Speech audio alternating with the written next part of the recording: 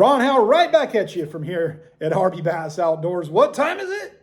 Well, it's time to talk about Clear Lake, California, land of the fat, chunky bass, right? People call it land of the giants. But the truth of it's a land of quality 4 to 6 pound bass. The lake is just loaded with them. And despite droughts and die-offs, the fish are healthy and looking really good. So I'm going to tell you a little bit about kind of what we did. My friend's been out there fishing quite a bit. They've been on the A-rig, underspin, LV bite, and trash fish, right? The typical Clear Lake stuff. Setting your boat up, finding a school, and milking it. Well, the areas that they had found those schools that we fished, those schools have moved, they've moved in, moved up, and those fish were not biting for us. So we struggled for quite a few hours. We had some little micro bites on the Alabama rig. They just would not eat it.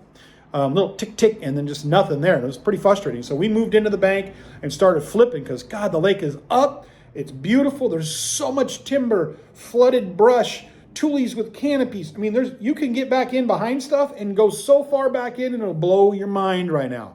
I mean, when it turns on to a flip bite on this lake, it's going to be crazy for you flipper lovers, okay? I'm a flipper lover. I like reaction, but I'm also a flipper lover.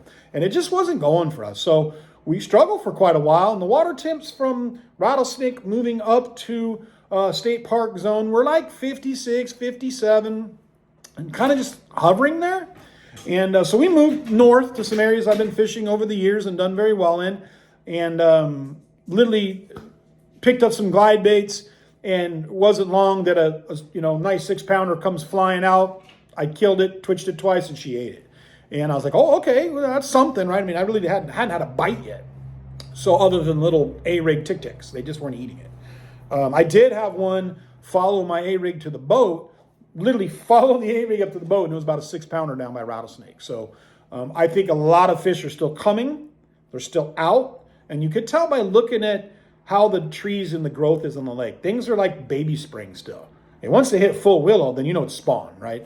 So there are a couple fish on beds. A lot of fish are just migrating close to the bed zone. So they're right where they're going to spawn, but they haven't moved into the bank yet.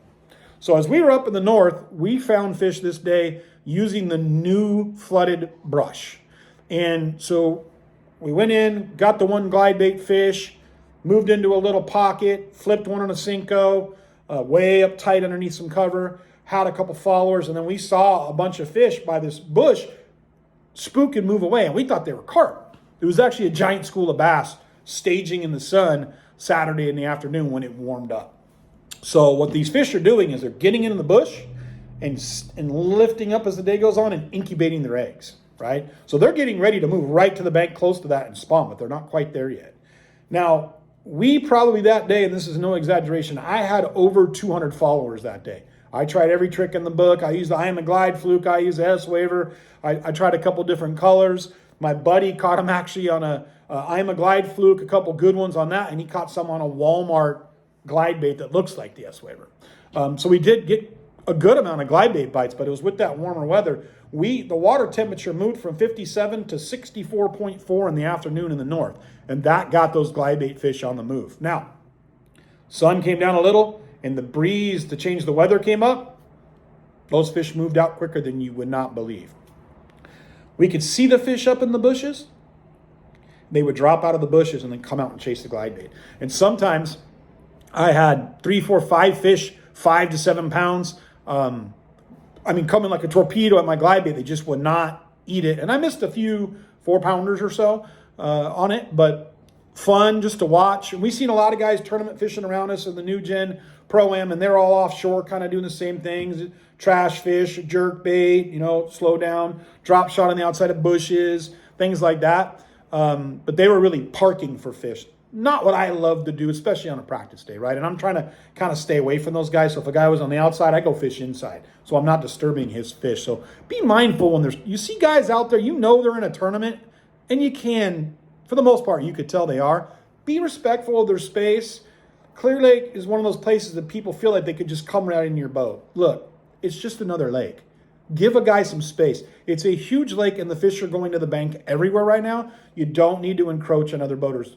Be cool. Give guys their space. Ask them, hey, are you in a tournament? Yes. Okay. I don't even cast. I keep my rod in my hand. Hey, I'm not even going to cast. I'm going to go ahead and move over here because I don't want to disturb you guys' opportunities. Good luck. So be mindful of tournament anglers.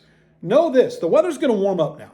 And those fish are going to move back into that flooded brush because when it got cold the next day, they jumped out of that flooded brush. The water got dirty. The water temps got down to 55 in one day, dropped 9 degrees, and my glide bait bite was done. It was over. I didn't get any followers, and I struggled to even get any bites at all. In fact, in a half day, I only caught 1 drop shot fish. So it got really tough for me on Sunday. Now, other guys still caught them, parking their boats on those migration routes in the tournament and waiting for the fish to move up and get active, and they'd catch 1 or 2. They'd catch 1 or 2.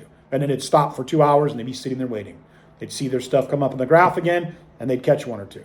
So real difficult. Now, with the warm weather, they're moving up. They're going to go back up in those bushes. They're going to flood up in there, and they're going to incubate those eggs. And right where you see them incubating those eggs, they're going to move to that bank and spawn very soon. So in the next 2 weeks, you can expect a lot of fish moving into the trees, a lot of fish moving into the docks, a lot of fish moving onto those tule areas where they're going to spawn.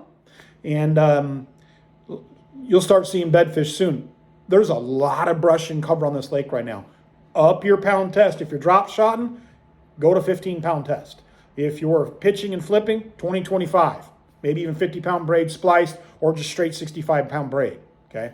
There's a lot of cover on this lake. It's amazing looking right now. I can't tell you how good it's going to be when those fish move shallow. There's going to be frog bites, buzzbait bites. It's going to be a crazy summer on Clear Lake. It's going to be exciting.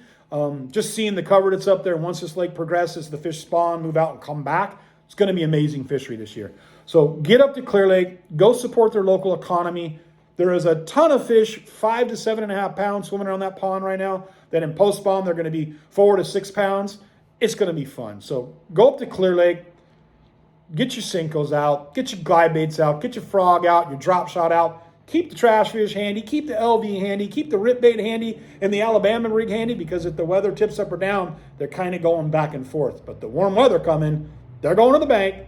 Expect the fish spawn, pitching, flipping, and look for the right cover. And once you figure out that cover that day, drive around the lake and look for it, and you'll continue to repeat your pattern. Good luck. I hope this helps you out on your fishing trips this spring and summer at Clear Lake. There's more to come about summer down the road. Have a wonderful day. Thank you. Ron Howe, RB Bass Outdoors. Time to check out.